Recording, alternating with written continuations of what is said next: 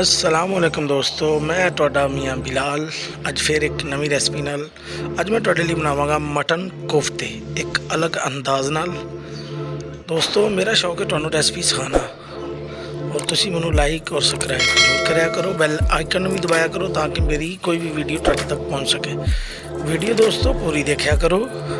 बुरी बात कि वीडियो देख के भी लाइक सब्सक्राइब ना करना।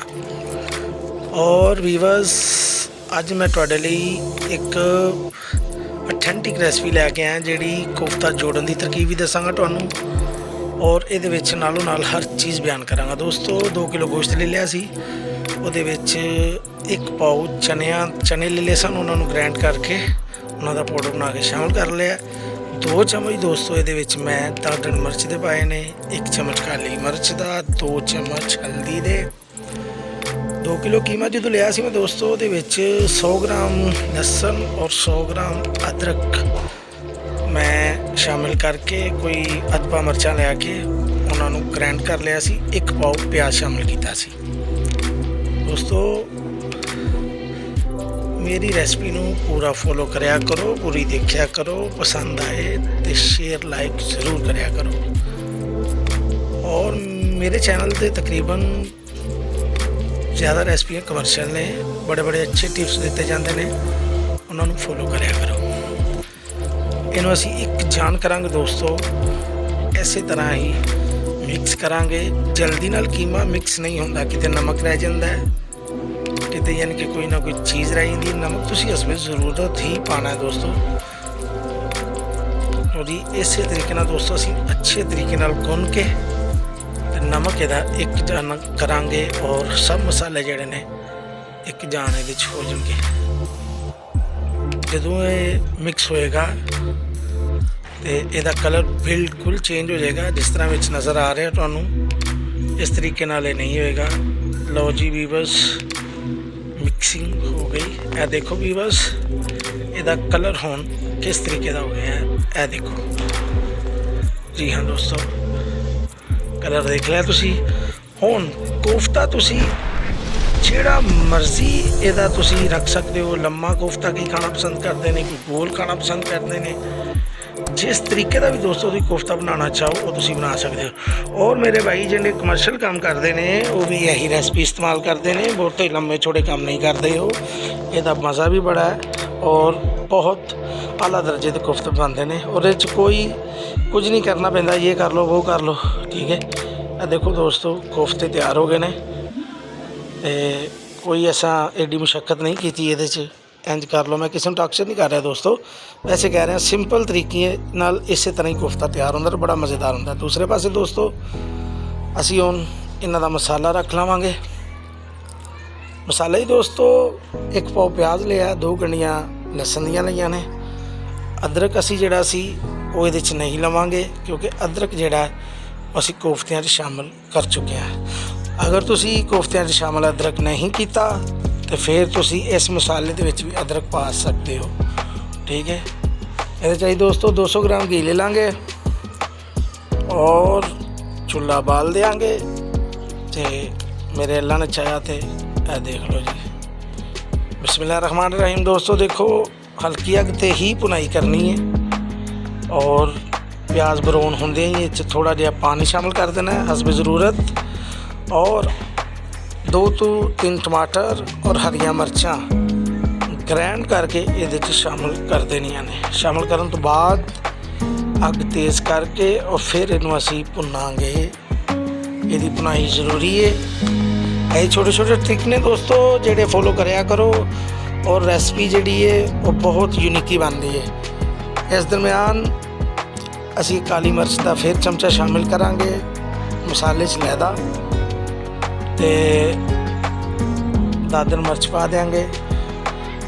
1 to 1.5 चम्मच जेड़ा दादन मिर्च जाएगी और 1.5 चम्मच ही दोस्तों ये कोफ्ता मसाला जाएगा, ठीक है। ये नमक दोस्तों लैदा नहीं शामिल करना तुसी क्योंकि ये मसाला बन रहा है। ये नमक जेड़ा वो लैदा ही शामिल करना दोस्तों। अगर तुम स्पाइसी मसाला नहीं खाते तो फिर तुम मिर्च शामिल नहीं करनी। ਮਿਰਚੀ ਦੀ ਜਗ੍ਹਾ ਦੇ ਉੱਤੇ ਜਿਹੜੇ ਤੁਸੀਂ 2 ਚਮਚ ਕੋਫਤੇ ਕਿਸੇ ਵੀ ਬ੍ਰਾਂਡ ਦਾ ਮਸਾਲਾ ਪਾ ਦੇਣਾ ਉਹੀ ਬਹੁਤ। ਅਗਰ ਤੁਸੀਂ ਕਿਉਂਕਿ ਮਿਰਚ ਜਿਹੜੀ ਉਹ ਕੋਫਤਿਆਂ 'ਚ ਵੀ ਹੈ। ਹੁਣ ਇਸੇ ਤਰੀਕੇ ਨਾਲ ਅਸੀਂ ਇੱਧਰ ਕੋਫਤੇ ਨੂੰ ਤਲਾਂਗੇ, ਤੁਹਾਨੂੰ ਦਿਖਾਇਆ ਜਾਏਗਾ ਦੋਸਤੋ। ਕੋਈ ਕੋਫਤਾ ਟੁੱਟਣ ਛੁੱਟਣ ਦੀ ਕੋਈ ਗੱਲਬਾਤ ਨਹੀਂ ਹੈ। ਮੇਰੀ ਪੰਜਾਬੀ ਜ਼ਰਾ ਸਿੱਧੀ ਜੀ ਦੋਸਤੋ। ਮੈਂ ਲਓ ਜੀ ਇਸੇ ਤਰੀਕੇ ਨਾਲ ਦੋਸਤੋ घी भी अच्छा दूसरा दोस्तों घी ये घट ही रखना है, ज़्यादा घी दे विच कोफ्ता नहीं तलना, ठीक है। घी कम ही रखना है और 1 ਤੋਂ 2 मिनट बाद ਜਿਹੜਾ ਤੁਸੀਂ ਕੋਫਤਿਆਂ ਦੀ ਸਾਈਡ ਬਦਲਾ ਦੇਣੀ, ठीक है। ਇਸੇ ਤਰ੍ਹਾਂ ਪਹਿਲੇ ਤੁਸੀਂ ਕੋਫਤੇ ਜਿਹੜੇ ਨੇ ਉਹ ਕੜਾਈ ਦੇ ਵਿੱਚ ਸ਼ਾਮਲ ਕਰੀ ਜਾਣੇ ਨੇ ਸਾਰੇ। ਕਰਨ ਤੋਂ ਬਾਅਦ ਤੁਸੀਂ ਇਹਨਾਂ ਦੀ ਹੁਣ ਸਾਈਡ ਜਿਹੜੀ ਹੈ ਉਹ ਬਦਲਾ ਦੇਣੀ ਹੈ ਕਿਉਂਕਿ ਨੀਚੇ ਬਰਾਊਨ ਹੋ ਗਏ ਨੇ। ਹੁਣ ਦੂਸਰਾ ਪਾਸਾ ਜਿਹੜਾ ਇਹਨਾਂ ਦਾ ਬਰਾਊਨ ਹੋਣਾ ਸ਼ੁਰੂ ਹੋ ਜਾਏਗਾ। ਇਸੇ ਤਰ੍ਹਾਂ ਦੋਸਤੋ 8 ਤੋਂ 10 ਕੋਫਤੇ ਜਿਹੜੇ ਨੇ ਉਹ 10 ਮਿੰਟ ਦੇ ਵਿੱਚ ਤਿਆਰ ਹੋ ਜਾਣਗੇ ਬਿਲਕੁਲ ਅੰਦਰੋਂ ਤੱਕ। ਔਰ ਕੋਫਤਾ ਵੀ ਜੂਸੀ ਬਣੇਗਾ ਔਰ ਮਜ਼ੇਦਾਰ ਬਣੇਗਾ। ਤੇ ਮੇਰਾ ਖਿਆਲ ਹੈ ਕਿ ਮੇਰੇ ਕੋਫਤੇ ਜਿਹੜੇ ਨੇ ਉਹ ਦੂਸਰੀ ਤਰਫ ਵੀ ਤਿਆਰ ਹੋ ਗਏ ਨੇ। ਜ਼ਿਆਦਾ ਕੋਫਤੇ ਦੋਸਤੋ ਬਰਾਊਨ ਨਹੀਂ ਕਰਨੇ। ਇਹ ਬਰਾਊਨ ਦੇਖ ਲਓ ਕਿਸ ਤਰ੍ਹਾਂ ਦੇ ਕਰਨੇ ਨੇ, ਇਸ ਤਰੀਕੇ ਨਾਲ। ਐਂਡ ਕੋਫਤੇ ਜਿਹੜੇ ਨੇ ਦੋਸਤੋ ਬਿਲਕੁਲ ਤਿਆਰ ਹੋਣ ਦੀ ਸ਼ੇਪ 'ਚ ਆ ਗਏ ਨੇ। ਤੇ ਤਕਰੀਬਨ ਅਸੀਂ ਦੂਸਰੇ ਪਾਸੇ ਹੁਣ ਮਸਾਲਾ ਵੀ ਦੇਖ ਲਈਏ ਕਿ ਸਾਡੇ ਮਸਾਲੇ ਦਾ ਕੀ ਪੋਜੀਸ਼ਨ। ਚਲੋ ਜੀ ਕੋਫਤੇ ਦੋਸਤੋ ਬਿਲਕੁਲ ਤਿਆਰ ਨੇ ਔਰ ਮਸਾਲਾ ਜਿਹੜਾ ਹੈ ਇਹ ਹਾਲੇ ਥੋੜ੍ਹਾ ਜਿਹਾ ਤਿਆਰ ਹੋਣ ਵਾਲਾ। ਅਸੀਂ ਇਹਨੂੰ ਮਜ਼ੀਦ ਭੁੰਨਾਂਗੇ। ਲਓ ਜੀ ਮਸਾਲੇ ਨੂੰ ਵੀ 6-7 ਮਿੰਟ ਹੋ ਗਏ ਨੇ ਅਤੇ ਕੋਫਤੇ ਸਾਡੇ ਬਿਲਕੁਲ ਤਿਆਰ ਹੋ ਗਏ ਨੇ। ਕੋਫਤੇ ਦੇਖ ਲਓ, ਇਹਨਾਂ ਨੂੰ ਸ਼ੇਪ ਤੁਸੀਂ ਦੋਸਤੋ ਮੈਂ ਪਹਿਲੇ ਵੀ ਕਹਿ ਚੁੱਕਿਆ ਕਿ ਜਿਸ ਤਰ੍ਹਾਂ ਦੀ ਮਰਜ਼ੀ ਦੇ ਸਕਿਆ ਕਰੋ, ਠੀਕ ਹੈ। ਤੁਸੀਂ ਇਹਨਾਂ ਨੂੰ ਲੰਮਾ ਵੀ ਕਰ ਸਕਦੇ ਹੋ। ਉਹ ਵੈਸੇ ਵੀ ਇਕਦਮ ਰੂਟੀਨ ਨਾਲ ਘਰ 'ਚ ਖਾਣੇ ਨੇ। ਮਹਿਮਾਨ ਆਏ ਤਾਂ ਅੱਛੇ ਤਰੀਕੇ ਨਾਲ ਬਣਾਓ, ਇਹਨੂੰ ਗੋਲ ਕਰੋ, ਠੀਕ ਹੈ। ਇਹਦੀ ਕਟਿੰਗ ਨਾ ਆਏ। ਮਸਾਲਾ ਦੋਸਤੋ ਸਾਡਾ ਬਿਲਕੁਲ ਰੈਡੀ। ਹੁਣ ਅਸੀਂ ਇਸ ਕੋਫਤੇ ਸ਼ਾਮਿਲ ਕਰ ਦਿਆਂਗੇ। लो जी बिस्मिल्लाह दे कोफ्ते डाल के तो पानी इसमें ज़रूरत 1 गिलास में पानी ये शामिल किया है। ज़्यादा पानी शामिल नहीं किया क्योंकि मसाला भी साडा तकरीबन जिहड़ा उहदे विच पानी है सी भुनन तो बाद भी मसाला नरम हो जाता है। दोस्तों धनिया शामिल कर देंगे। धनिया ऑप्शनल है। साडे घर दे विच धनिया इस्तेमाल होंदा है, वैसे कईयां च नहीं भी, यानी कि ऑप्शनल है दोस्तों। अगर पाना चाहो तो पा सकते हो, ठीक है जी। कोफ्ते दोस्तों साढ़े रेडी हो गए। मैं 5 ਤੋਂ 7 मिनट इन्हूं हल्की अग ते रखांगा। उस तो बाद दोस्तों तुहानूं मैं कोफ्ते लो जी कोफ्तियां दी रंगत वेखो और ए वेखो डिश आउट कीते ने।